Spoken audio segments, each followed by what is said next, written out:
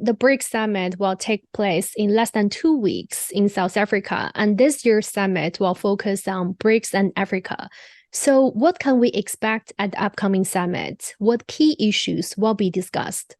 There are a number of key issues that BRICS 2023 will focus on.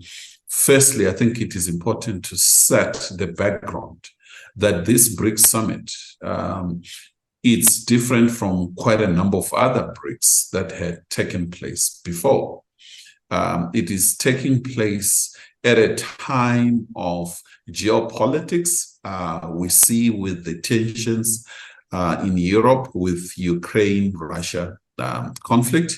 We also see the rise of trade wars, particularly in the United States going for China in terms of tariffs, and worsening, decoupling or de-risking, as they put it. We also see a lot of destabilization in terms of building of military blocs, particularly around South China Sea, with the rise of U.S. military alliances with a number of countries in a way of restraining, in their view, restraining or gaining against China that we've seen taking place. I think for Africa, it is quite disturbing in the sense that all the developments in the world, it does not augur well for Africa's development, particularly the lack of consensus within multilateral institutions at United Nations, whether on climate change or any other issue affecting directly on the African continent. So it is in all these contexts that BRICS will focus largely on issues that have a direct implication on the African continent. The need for development as set by United Nations, the Millennium Goals, the SDGs. I think BRICS will play a critical role in terms of availing alternative views, alternative financing in infrastructure,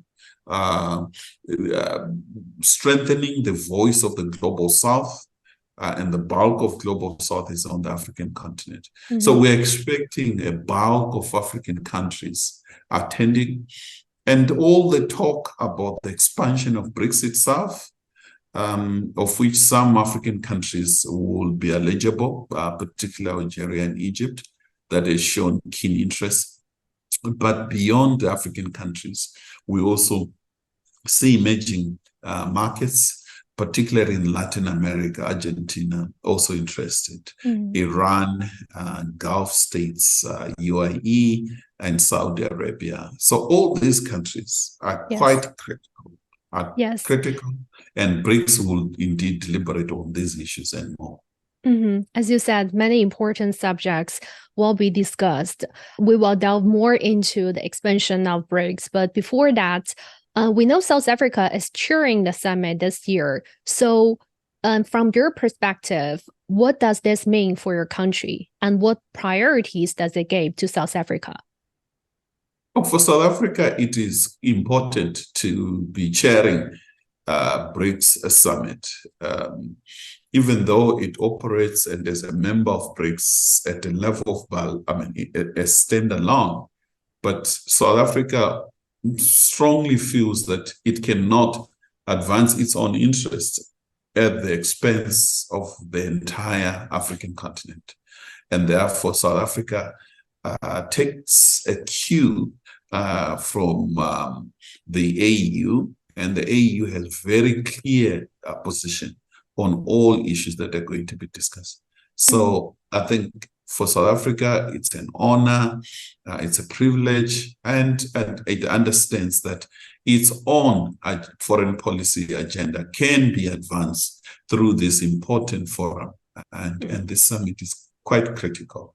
Russia, India, China, and Brazil are critical members in which South Africa operates at a global stage and has a number of issues, share a number of other platforms that are critical, not just BRICS, G20, and two members of BRICS, Russia and China, are members of United Nations Security Council.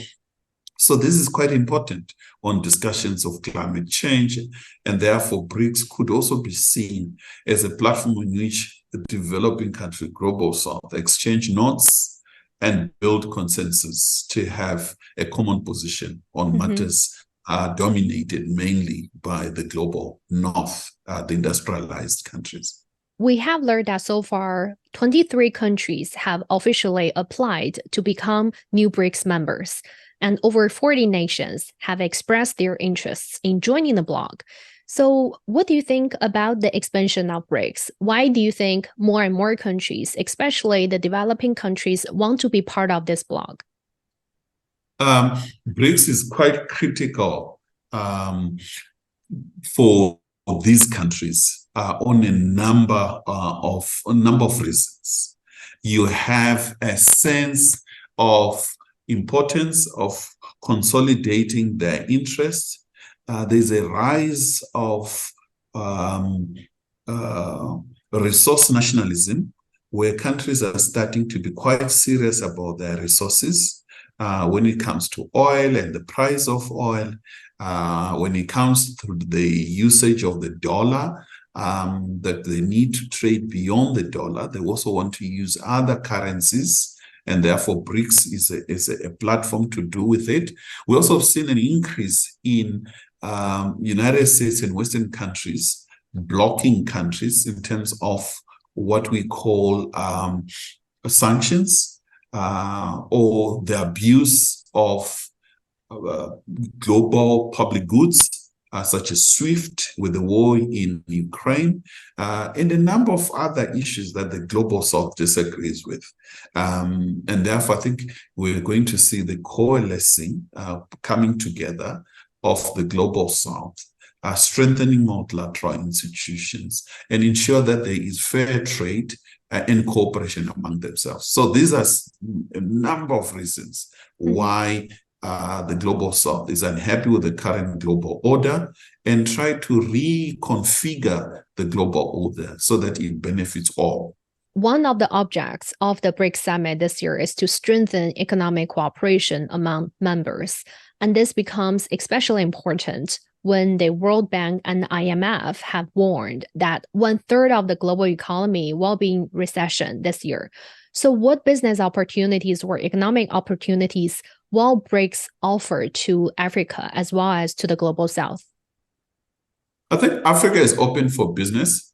There are a number of opportunities for a number of countries. Through the AU, Africa has a vision of Agenda 2063, which is the core vision, the Africa that we want, in which Africa have stipulated areas in which they need cooperation with the developed countries and BRICS countries. In infrastructure development, the beneficiations of their resources, and ensure that tourism is key, and therefore a trade, expansion of trade. So the areas of cooperation are many, and the demands in Africa, the demand for growth, for cooperation in those key areas is expanding.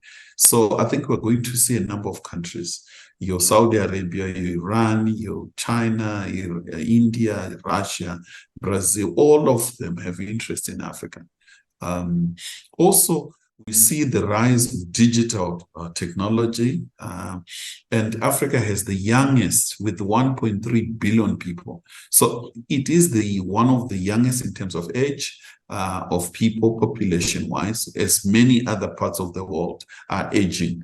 Therefore, I think the future markets Africa will be a leading market, and everyone wants to be here with developed countries, Western countries, and global South.